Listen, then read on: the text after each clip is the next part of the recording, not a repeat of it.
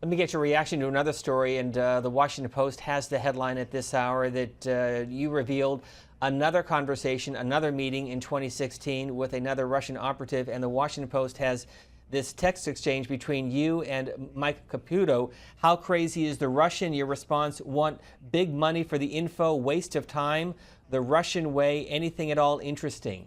Can you explain what this is all about?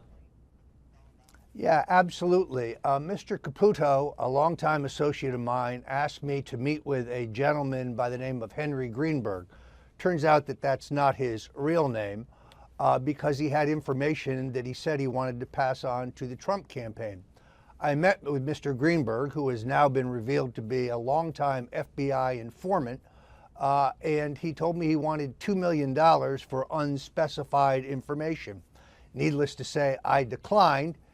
Said I didn't have $2 million, and even if I did, I wouldn't use it to buy political information. He laughed and said, well, it's not your money I want, it's Donald Trump's. I said, you really don't understand. Donald Trump doesn't pay for political information. I have reported this meeting now that Mr. Caputo has refreshed my memory to the House Intelligence Committee. It was a 20-minute exchange. Even Mr. Greenberg in the Washington Post confirms that there was no transaction and that I declined. Now, knowing Mr. Greenberg's extensive background as an FBI informant, it is pretty clear to me that this was a sting operation of some kind, an attempt to penetrate the Trump effort and perhaps compromise Donald Trump himself. Turned out to be so innocuous that I didn't recall it. But I have given my entire recollection now to the House Intelligence Committee and also to the Inspector General. The characterization in the Washington Post story is that you did not disclose it to federal investigators. You just explained that you didn't know about it or forgot about it. Is that your excuse? That is correct.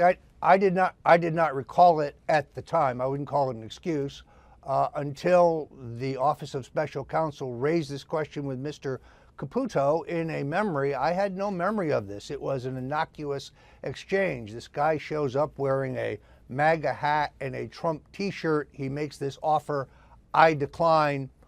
Nothing inappropriate happened here, and I have now refreshed my memory and informed the committee. Why do you think FBI operatives would have done this? Well, we have the Steph Halper example. We have the Strzok Page exchanges. Very clearly, the FBI, or at least some subset of it, was working against the Trump election, was trying to penetrate the Trump campaign.